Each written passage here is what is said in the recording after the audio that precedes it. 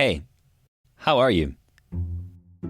If you answer that question with fine, I'm going to assume you mean like the acronym: freaked out, insecure, neurotic, and emotional.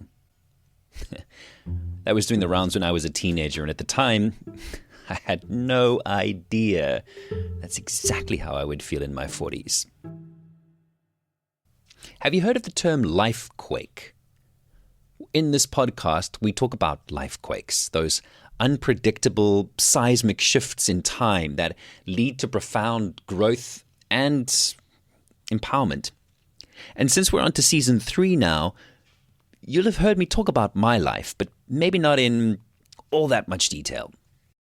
So I figured that's what we would do for this episode. My lifequake. You can expect heartfelt conversations throughout this season that reveal the joy and the discomfort of unexpected change. And I think you're going to like it here. My name is Sean, and this is Something Shifted.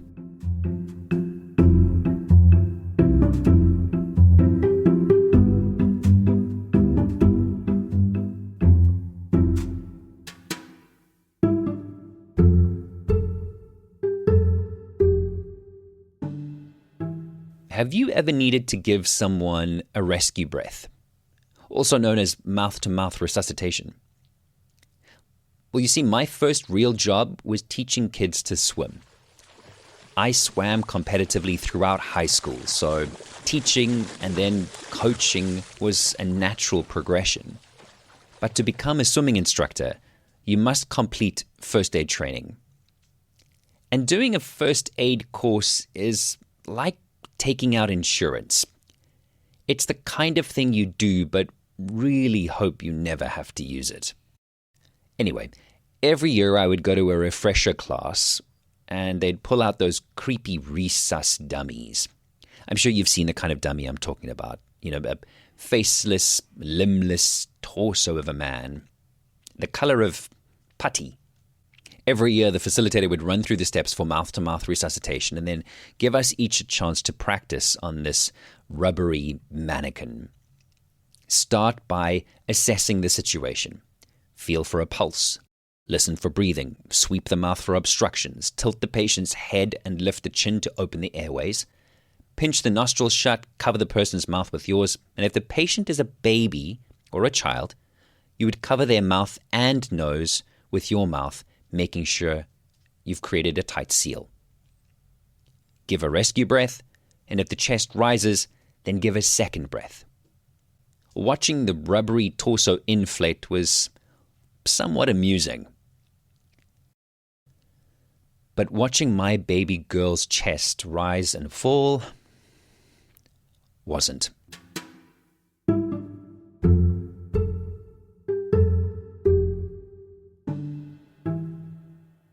I hosted a drive time radio show in Cape Town the year that Zoe was born. The city lights would fade in, and the blue sky would slowly change to purple, then pink, making for a spectacular drive home every evening. And I would make it there just in time to join the nighttime routine, which included a bath before bed. But it was June, so the roads were slippery and the sky was ominous. By winter of 2016, Zoe was 6 months old, and Rwenda and I were a pretty well-oiled bath time pit crew of 2. I was in charge of all the coochie-coo entertainment, while Rue took care of drying and moisturizing. And we were well into our slick routine, Rue reaching for a nappy, my hand on Zoe's chest so she wouldn't roll off the table, and that's when I noticed Zoe stopped responding. Her sky blue eyes glazed over, pink cheeks turning pale, and a blue tint developed around her lips. Listen for breathing. I don't hear anything. Sweep the mouth for obstructions. I can't open her mouth. Her jaw is too stiff. Picking her up, I bounced her against my shoulder, hoping that I'd be able to dislodge a wind bubble or reflux that might have gotten stuck in her throat. But the bouncing didn't help. Now she's grey. Rue went in search of a phone, leaving the 2 of us alone. Both of us were quiet. One of us was lifeless. But I listened again, and this time there was a strained gasp. Cover the baby's mouth and nose with your mouth, making sure it's sealed. If the chest rises, give the second breath. Watching Zoe's chest rise and fall as I breathed life into her body is something I can't unsee. Rue finally got through to the ER, and they said, just come. So we grabbed a blanket, ran down the stairs, chased the dogs out the house, and started the car. There was 7 minutes of silence in our race to the hospital. I know how long it takes to get from our home to the hospital because we had timed the route when Rue was still pregnant. Back when we worried about the normal things that normal parents worry about, like developing language skills in a bilingual household. Are we in a good school district? Will we have rules for screen time? 7 minutes of silence erased dreams and plans. 7 minutes changed our reality.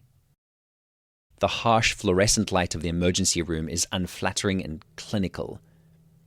Rue barged through those double doors, Zoe in her arms, not waiting to be triaged, while someone gently pulled me back because only one parent is allowed in the ER. As those double doors swung closed, I heard it. Zoe was crying. She was breathing. Had we overreacted? Did I even need to give those rescue breaths? And if not, why had she stopped responding in the first place? 8:03. Now what?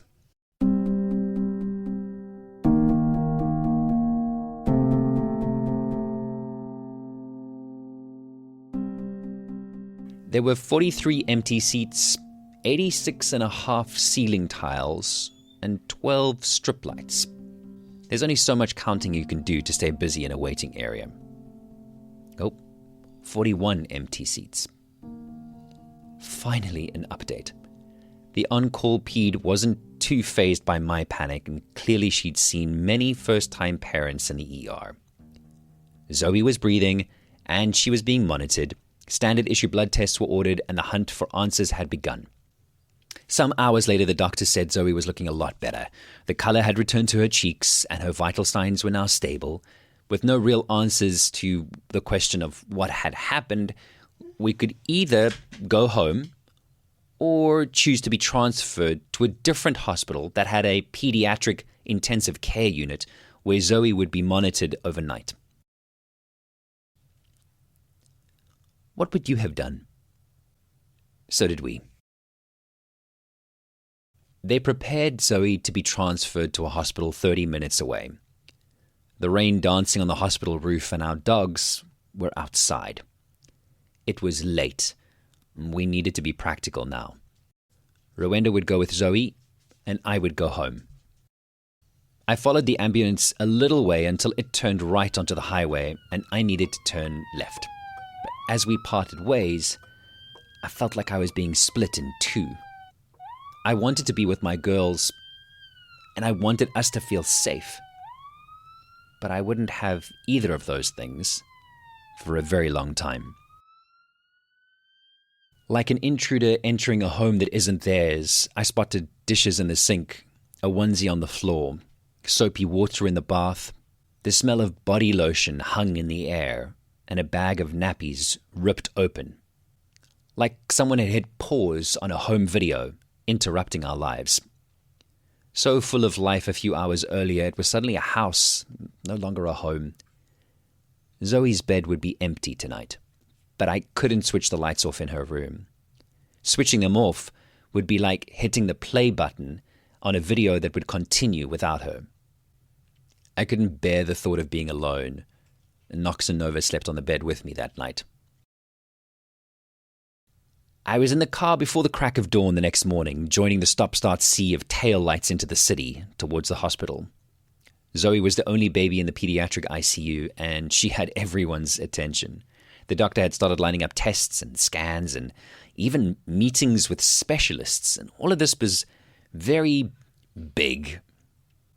Rue was recounting the version of events from the night before when I walked into the room, and the doctor made eye contact with me, saying, "We got the blood test results back, Dad, and we can see that if you had not breathed for Zoe, she wouldn't be here today." Now it was me struggling to breathe past the lump in my throat. A stream of tears flowed from my eyes, and it took a while before I could phone my manager to say I wouldn't be entertaining Cape Town today. We spent the next 50 days in hospital. Doctors and specialists with quizzical looks on their faces and a sense of uncertainty in their words became our norm. 50 days of tests, results, followed by heartache. That's how long it took for them to diagnose and start treating Zoe. Over the next 3 years, we got to know pediatric specialists and pharmacists by name because that's what happens when you're in and out of hospital every month. The scent of bleach hitting our nostrils, coupled with all the white coats moving up and down the squeaky vinyl-floored passageways, was oddly comforting to us. I don't know if it was the fact that our anxiety was off the charts, or simply that we were so sleep-deprived, but we would often switch the words hospital with hotel, which may say a lot about what we considered as luxurious, I guess. Zoe will be 9 in January, and I'm only now beginning to come to terms with what it takes to raise a child with profound disability. What it takes to shoulder the looks from people when we're out just buying groceries. What it takes to fight medical aids for assistive devices. What it takes to administer medication 3 times a day. What does it take to live a life interrupted by epileptic seizures? If you're just a tiny bit curious, you can go behind the scenes with me on Instagram @SeanLewitz.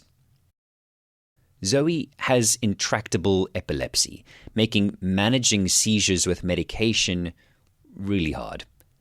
The second part of her diagnosis is global developmental delays, and this is a diagnosis that's given to a child when they're delayed in one or more milestone areas. So think of things like motor skills, speech, cognitive skills, social and emotional development. She's also low-toned, so the strength in her body is unpredictable. And if we were to look at the average 2-year-old as an example, many of them are walking to some degree, attempting to dress themselves. They may utter a few words or syllables, and for short periods of time, play, even if it's just somewhat independently. Zoe isn't there yet. With each passing day, she shows us how a small change in perspective unlocks a whole world of possibilities for her. She keeps rewriting paragraphs of her life and defying what doctors had predicted for her. Zoe is the most tenacious person I have ever met. Jeepers, she's strong. And she's introduced us to people and places and concepts that we would never have encountered if it weren't for her. She's reminded me that despite the relentless pain and the discomfort that we've endured as parents, she's also given us hope and joy. And I think it's because Zoe is surrounded by love and support and the fact that we believe in possibilities that she's gained the confidence and is learning to get herself into an upright position. This child wants to walk.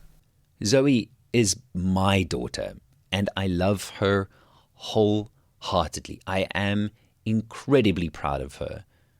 She means the world to me, but sometimes I do wish it was a bit easier. I wish we could ride our bikes and eat ice cream on the weekend, hula hoop to Taylor Swift on the radio, and revel in little things.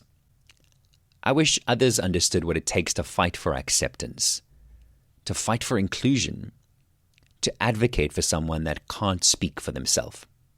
And that's what brings us to something shifted. It's the kind of shift that changes your mindset, the way you feel in your body. It gets right to your soul. If you'd like more of that, you can join my mailing list, 321 Shift. I've become a lot more empathetic and grounded as a result of my lifequake. And I've learned about so many stories of situations similar to ours that provide me with motivation.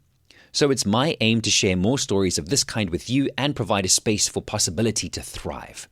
And this season, we're exploring what it takes. Now that you know a little bit more about the 24 hours that changed my life forever, I'll be asking some of South Africa's most interesting people to share how significant life shifts have led to profound personal transformation and empowerment. We'll speak to some experts along the way too. What does it take to truly connect with yourself and break free of generational trauma? What does it take to compete at the highest level of sport just 2 years after giving birth for the very first time? And what does it take to face a life-threatening illness? What does it take to raise a child with a profound disability, Sean? What does it take to conquer a new path when your normal undergoes a seismic shift? It's true that I don't have all the answers, but in my experience, it starts with one more breath. If you're hearing this, then you've listened to nearly the entire episode. The next one will be out in 2 weeks from now. November is also my birthday month, and the best birthday present you could give this 45-year-old is a 5-star review on Apple Podcasts or Spotify. Just tap that button inside the app you're listening on right now, all 5 of them. And when you do, imagine me smiling from ear to ear, doing a happy dance. Thanks so much for listening. Follow Something Shifted on Apple Podcasts or your favorite podcast player, and share this episode with your friends and family. You can find me on Instagram at Sean Lewitz, and the mailing list I mentioned, 321 Shift, gives you 3 things for your mind, 2 things for your body, and 1 thing for your soul, plus a few more little fun surprises every second Sunday. I've made it really easy and included the links in this episode's show notes. Thanks again for believing in possibility. My name is Sean, and this is Something Shifted. See you in 2 weeks' time.